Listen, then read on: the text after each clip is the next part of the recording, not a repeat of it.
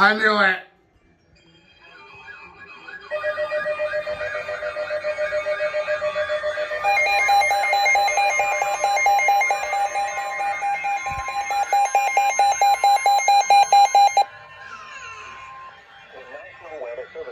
Has issued a special marine warning for coastal waters from Englewood to Tarpon Springs, Florida, out 20 nautical miles, Tampa Bay waters, until 7:30 p.m. Eastern Daylight Time. I knew it.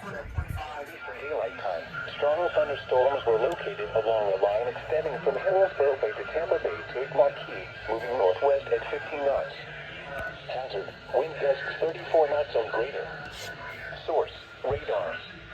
Impact: expect wind gusts in excess of 34 knots, sudden high waves, frequent lightning, and heavy downpours.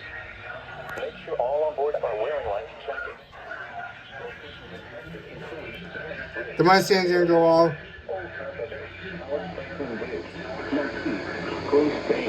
Man!